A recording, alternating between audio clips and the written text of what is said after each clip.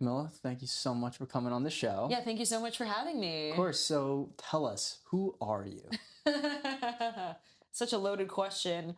Well, I am a DC born and raised. I moved out here to LA for film school at Loyola Marymount University. I just graduated with an MFA. Congrats. And I am mostly a horror writer with like interest in producing. I executive produced / produced. I shot like a 15-minute proof of concept for a horror TV show this like last year. So that was really cool. And I also do music, so I kind of dabble in a little bit of everything. But I feel like a lot of it very much leans into like the horrible and like the grotesque and like the extreme sort of. So yeah. Okay, like you said, it was a loaded question, and we got a loaded response, so let's unpack that. Okay. So you said you were born in Washington, D.C.? Yeah, okay, yeah. so I was born in Alexandria, Virginia. No way. So 15 minutes. Yeah, no, my family and I, like, we used to, like, bike there all the time. Yeah, by the Potomac? Yeah, exactly. Oh, my gosh. How was it being raised in D.C.? Because I remember I was, like, the only film kid when I was doing that, so. I feel like, what's so funny is I feel like whenever I go back to D.C. for, like, just, like, to visit my family, especially like living in LA, it's like if you're like wearing like all black on the like literally just wearing all black on the metro at like 4 p.m. everyone's like, what's going on? Who's this person? So like, and it's interesting though because it's like like emo music came out of DC, like for sure, like a lot of cool stuff comes out of there, but like I feel like the culture is just very like proper and very like I think that it's almost like there's like kind of this like facade up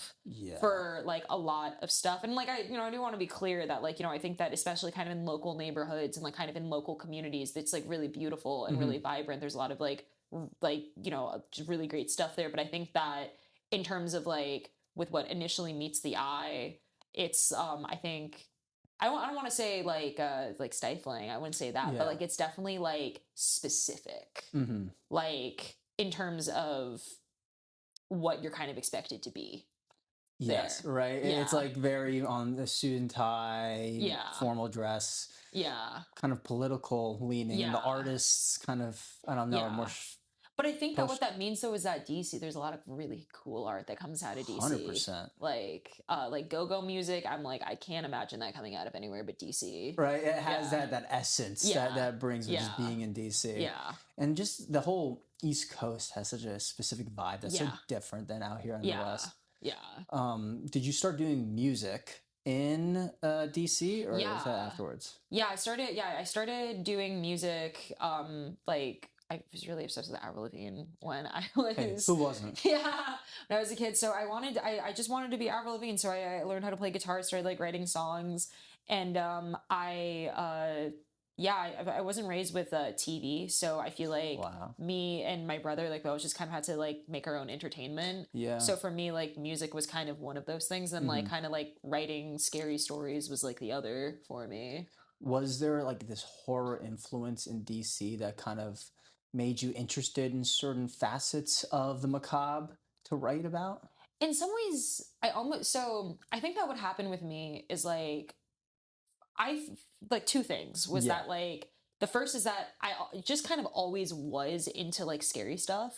Like I remember when I was like a really little kid, I feel like, whenever like the Halloween decorations would go up around the neighborhood, a lot of my friends would be like, oh, like we can't go down this street because like there's like this here, like whatever. And I'd be like, no, like I want, like there was this antique shop by by like the first house that me and my family lived in that had this thing I don't know what it was called, but like we called it the Bloody Babies. It was just this what a title. Yeah, it was just this like display of like antique baby dolls with like really bloody, like really weird, just like these really weird dioramas. And like I would want to like it was like Chris like it would be like October 1st, like mom would be like, okay, like it's time to see the Bloody Babies, like let's go. And I'd be like, yeah. And then but they stopped doing that after 9/11. It was very unpopular in the neighborhood. Have Bloody Babies. Yeah. It was very unpopular in the neighborhood, and then after 9/11, like it was like the guy was like, okay, I can't fight this anymore. Like, I'll take the babies away. Like I'll take it away. But like just like stuff like that. Like I was always really kind of intrigued by it. So I think that there was always kind of this like interest in like kind of the like kind of just like strange stuff like that. But I think the other thing too is like when I was like 10 years old. My parents sent me to this very like kind of like prim and proper private school in DC. Wait, what's it called? Sidwell Friends. Okay, I've heard of it. I'm shocked. I was just like, Sidwell Friends. Whoa, I never thought I'd be hearing that again. Okay, so Sidwell Friends. Yes, I'm familiar. So to Sidwell Friends. And I feel like already from the jump, I was kind of an outsider there because like I was from a different part of DC. My family was considered poor for Sidwell Friends. And the bar's high there, right? Yeah, exactly. And like also just like I feel like our like kind of my family's value system just like it wasn't quite the same in the sense that like it was a lot less concerned with like status and like stuff like that. Like my dad's like a human rights lawyer. Like he he sues corporations for a living. So so like that didn't really like, and I feel like there was almost this kind of like reactionary thing that I had where it was like I was sort of like I don't like this. I don't like this place. I don't like these people. And I don't want to be anything like you guys. And I feel like that began to really get me interested in like kind of like all of this kind of alternative stuff of like metal music and like horror and like, you know, like they go hand in hand, right? Yeah, exactly. And so, and I think that, but the difference is that I think that that was also kind of just a place where what I liked so much about a lot of it was that I was like, everything just like all the bad stuff's kind of at the surface, if that makes any sense. Yeah, you're not afraid to be face to face with it, where a lot of people don't even want to discuss death and all the horror around that. But you're like, I'm brave enough to literally put my mind through it and unpack it so the rest can digest it. Yeah. Which is, you know, kudos to you. That's a brave thing to do. Yeah. So okay, that's just so fascinating. Sidwell and Friends, I've never thought I'd be hearing that. So you felt very isolated by like being so into this darkness, which me too, right? I grew up with lacrosse being the big thing, and I was a hockey player, but you know, inside I was a sensitive dark artist. But I couldn't show that, right? Because it was just so ostracized. Yeah.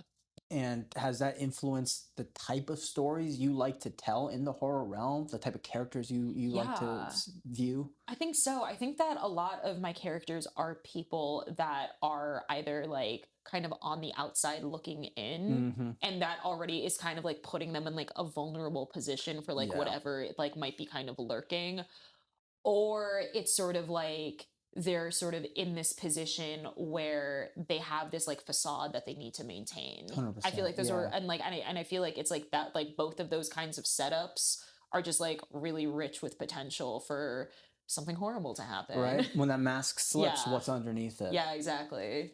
Are there influences that you always go back to? Because that is such a specific character type you like to dissect. Yeah. When you were younger, when you watched these films, did something like connect with you? Like, oh my God, that's so me, or I understand that person going through it. Oh my gosh, that's such a good question. I don't know. Let me see if I can, let me see if I can have a good answer chew on for that. The thought. Yeah, but I think that one of the characters that was always really interesting to me was Amanda Young from Saw. And go further. I'm interested. And I think that what was so interesting to me about her, I mean, part of it was I'm not gonna lie, part of the intrigue was like when I was like 11, that's when I watched the Saw movies for like the first time. And I was like beginning to figure out like all my gay shit or whatever. So some of it was that I was just like, wow, Shawnee Smith is like so ethereally beautiful. Like what's I can't keep my eyes off. Please don't go in the needle pit. Yeah, exactly.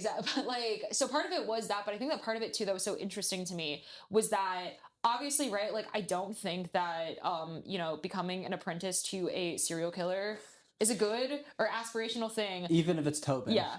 But I think that what was so intriguing to me about her was that it was almost this kind of like rejection of the world around her. And it's like, what's the most extreme thing you can do beyond deciding that you're going to go be in league with a serial killer who tortured you? Yeah, literally.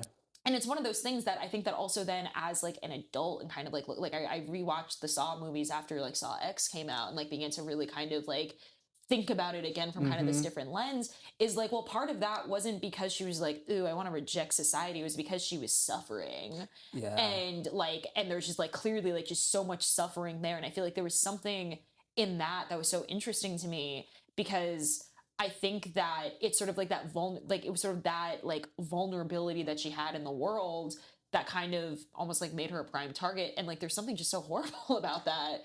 100%. And I think that those are I think that that's oftentimes like the kinds of characters that really interest me, are where it's like they usually are not good people at all, but it's a lot of where it's sort of like you can sort of understand where they're coming from. And I think that that's kind of why I like horror Yes. a lot, is because there is so like even like Pamela Voorhees, right? Like even though like, you know, she shouldn't be killing teenagers, but it's like you're like, yeah, like you lost your son and you have this anger and you don't know where to put it. Yeah, like the moment we see that opening of those campers getting killed, and then just the story behind it, where everyone thought it was going to be, you know, the big guy in the mask, retrospectively looking at it. But no, it's his mom, because his mom got pushed to that brink. Something unfair happened to her, and she just couldn't control it.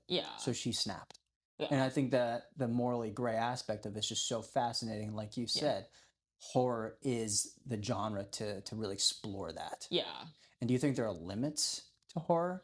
Should there be limits to what we see? I think it's really complicated. Because like, obviously, I think that sometimes art is meant to make you uncomfortable. And I think that sometimes like some of my favorite like films are films that at first make me really, really uncomfortable to a certain degree. Like, even if it's something like Midsommar, like that movie made me so uncomfortable when I was watching it for the first time. Oh gosh, it's intense. Yeah, it's like, it's especially like, you know, especially with kind of, I think that like the way that I feel like on its surface, it's like, yay, she joined a cult at the end, that like that part of it. And, but at the same time, it's sort of like, I mean, I think obviously, right, if we can just be like, where can we draw the line in general? As long as no one's really getting hurt, right? Of course. But not like a Cannibal Holocaust situation. Yeah, exactly. But like, I think that what is difficult is that, especially kind of like in these times or whatever, it's sort of like, I don't think that this is the right time to start trying to consider what other people's sensibilities are. Oh, I think that there is a degree of like sorry, I'm trying to think of how to say this like the right way. But it's like, I think that there is a certain degree of like responsibility with the viewer, 100%. and also responsibility of the filmmakers to at least be like, dead dove don't eat with certain things. Because I think that something that can happen sometimes is that you're like, well, I kind of want to watch like just like a fun slasher movie, right? Turn my brain off. Terrifier 2 or whatever the fuck. Yeah, it's just that was like, that's why I think those films stood out so much, because they're meat and potato slasher films, right? The story is not so out there. It's very classic, very but it's so mean-spirited with the sadistic killing that I think that's what got this morbid fascination from so many slasher fans to flock to the theaters. And it's something that like, personally, the Terrifier movies like aren't really for me. I think it's really admirable how Damien Leone was able to get them made. And like, I think that he's like really talented at kind of building this world, and like low-key kind of just like, which is like, I guess I'm just gonna make a horror icon. Like, you know, like that's kind of felt that he just like woke up one morning and was like, I guess I'll do like, and so that's really admirable to me. I just personally like don't enjoy them myself, but I know that there's like with Terrifier, there's significant discourse around like, well, like what is this? Is this like torture porn? Like, is this whatever? And it's sort of like, I think that as long as, you know, you're having fun, I think as long as, you know, you are, you know, sort of not perpetuating like as long as you're not being like a bigot in it, especially too, I think that the world is kind of your oyster. But I think that also, again, it's responsibility of the filmmaker and responsibility of the viewer to kind of disclose of like what can they expect. I mean, everyone's different, right? Everyone has a different perspective on it, and certain things can go too far while other things don't. And I mean, horror has like you know, when you mentioned Terrifier, I think of that first woman getting chopped in half, right? And Yeah. that sparked a lot of conversation of misogyny and horror, Yeah. right? And again, like you said, at least you're not a bigot behind the camera. The world's your oyster Yeah. because horror is delving into these really Yeah. uncomfortable subject matters like misogyny. But Yeah. you look at some of the 80s films, Yeah. especially like the sleazy slashers, and Yeah. obviously it has that male gaze. Yeah. Let me see them titties and really Yeah. exploit that. And you're just like, Yeah. now watching, you're like, okay, Yeah. okay, we can Yeah. move on a bit. Yeah, exactly. And I think it's fascinating just as the generations kind of recycle and change and evolve that like Mhm. you know our generation now we're getting into making features and Yeah. trying to make that happen, so we Yeah. have our view of everything in the past and present. Yeah. How has your films and what you love about horror films influenced your music? Because like you said, metal, Yeah. it's kind of like the horror of the music world, right? Yeah. I think that a lot of the stuff that I like to put out is very like I feel like there's like kind of like tension and release. Okay. And it's sort of like and I think that one of the first places that I really saw that was kind of in just being afraid. There's that tension and then there's that release Hmm. sort of. And I think also just I think that kind of in the way that horror really delves into a lot of really uncomfortable stuff a lot of the time. And I think that that's why it's so cathartic for a lot of people. I think that kind of being so interested in something like that has made me a lot more comfortable with like lyrically exploring Okay, things that yeah. kind of make me uncomfortable. And I think that also there's like a degree of like theatricality to it too, that like with like the trap metal project that I have, for a while, it kind of felt like I was like playing a character sort of with it, that I was kind of just like and it was like up like it was like kind of like an exaggeration of like the worst version of myself. And I think that it's sort of like seeing all these like kind of like very like silly like little like slasher characters and whatnot. I feel like that kind of helped build Hmm. this like this character into like what it was for a while. Yeah, because the slashers are just glorified versions of like Jeffrey Dahmer or Ted Bundy, right? But Yeah. now they're ghoulish looking, kind of like a Yeah. Frankenstein. Yeah. But that's kind of what they represent. So Yeah. you're saying that these slasher villains kind of helped you find a character to kind of express yourself musically? Yeah. Yeah. Is it on Apple Music and Yeah, Spotify and whatnot? it's What's the name? so yeah, it's everywhere you stream music, even Napster. Hell yeah, Napster. But it's called Heckraiser. Heckraiser, okay. Yeah. What are the influences for you? Ghostemane. Ghostman. For sure. I love Anti-Icon. That's a great album. No, that's an amazing album. I'm more of a Bonesaw girl myself. Okay, Bonesaw's also good. I love that one. The other album is really good. So yeah, like definitely also like I remember when I like during the pandemic I was listening to like a lot of like 3-6 Mafia for like a period. Okay. Because I just was like, what's going on with my I would just like walk around the neighborhood just like alternating between listening to like Creatures of the Night, like that the Boulet Brothers podcast, and like 3-6 like, and I was just like, I don't know what my life is like. So it was like that 3-6 Mafia. I also really love, there's this artist named Sadistic with I a haven't K. heard Sadistic. He Okay. have you ever seen Talk to Me? Yes. So the Love closing Talk to Me. credits song, Is that that's Sadistic, yeah. Ooh, okay, I'll have to check them out because I remember Yeah. liking that, Yeah. but not knowing who it Yeah. was. Okay. Yeah.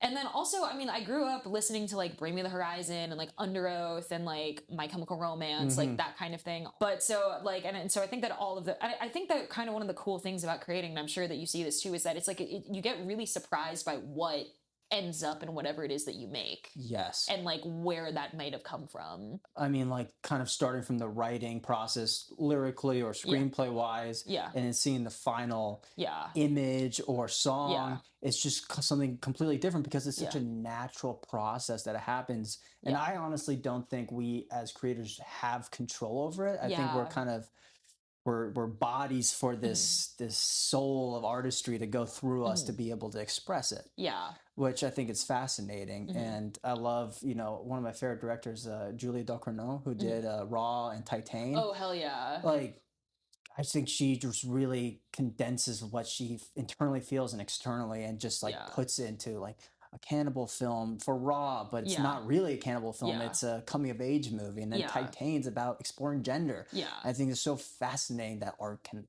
let us express. Yeah, for sure. And musically too. And I'm a huge fan of Poppy. Yeah. I love Poppy. I think Poppy is like, honestly, like, as her success level right now, like real true to form artist. Yeah. Kind of like Bowie vibes, you know? Yeah. It's like each era is different, but she really just puts herself into her music. Yeah.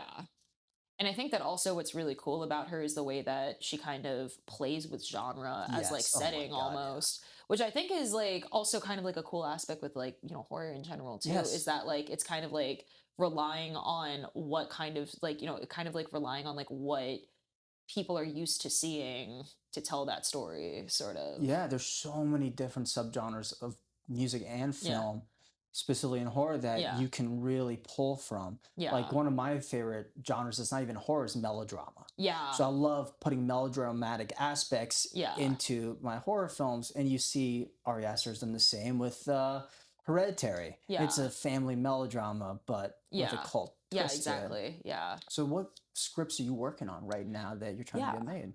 Yeah, so the kind of big one that I have right now, it's called the Vial.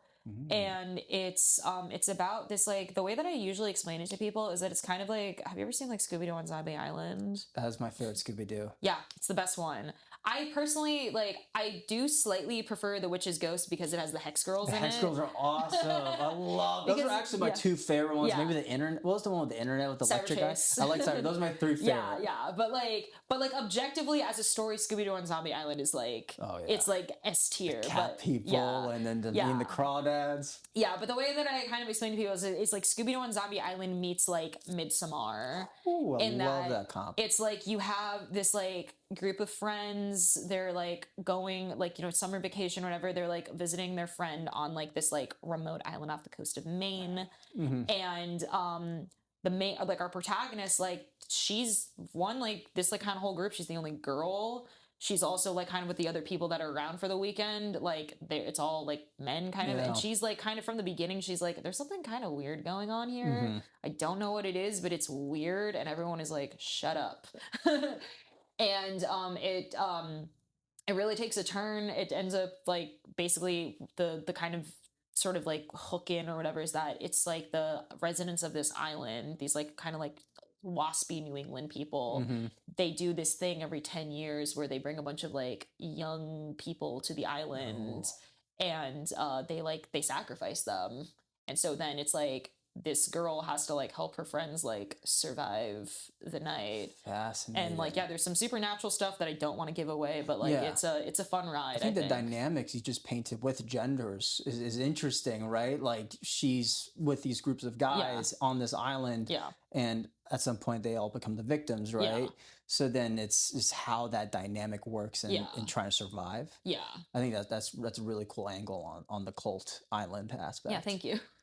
Yeah, and you know, when I was doing some research on you, I saw that you love taking liminal photographs. Yes, I love a good liminal space. I last year I bought a Nikon Coolpix, like one of those like digital cameras from like the 2000s. They're coming back, right? Yeah, and like and so like I really like to just like walk around my neighborhood at night when there is nobody around and just take photos and see how they turn out. I do that in DC. I got really lucky the last time I was in DC because it was snowing on one of the nights I was there. So it was like cool. Walking around the neighborhood and like with the Nikon Coolpix especially, like it looked really cool. It looks so cool. Especially like, downtown DC, those columns, it just looks so abstract. Yeah. I bet you got some great liminal shots. Yeah. Oh yeah.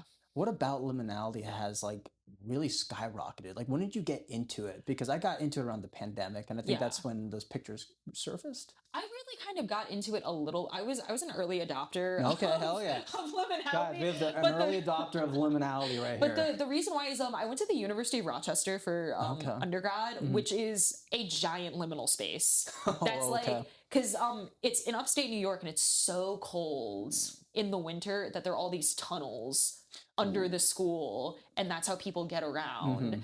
And like they look like back room kind of thing.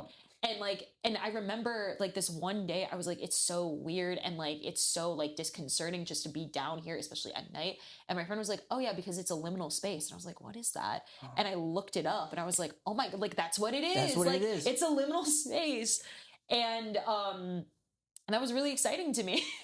And because like I think that that's the other thing too. It's always really cool when like there's something that like you can't really articulate, and then suddenly there's a word for it, and you're like, yes. Had the exact same scenario. Like I've always been obsessed with empty malls when I was a kid, right? Empty malls, and I'm just like, why do I like this? Do you play video games at all, or have you? I not really. I'm like I want to play more video games, but like I feel like it's one of those things that like you have to kind of invest in the hobby a little bit. 100%. Like I gamed when I was a kid, right? And now I'm like, I wish I was back into it, but I do have the time. No. Yeah. But one of the first games I loved was called Dead Rising. And it's like a shopping mall zombie game. And there's moments where you just walk around and no zombies are there and you're just in this empty mall. Oh god. And I'm just like, I love this so much. I'm just obsessed with it, but I don't know how to call it. I don't know what it is. You go to malls when it's closing, just love sitting in it. Yeah. And then around the pandemic for me, all these pictures came up of empty malls and shopping centers and whatnot, and you're just like, liminal. Yeah. Oh, that's what it's called. So it's like that dawning effect is so powerful. Yeah. And do you incorporate that into your work as a screenwriter or musically? I try to when I can.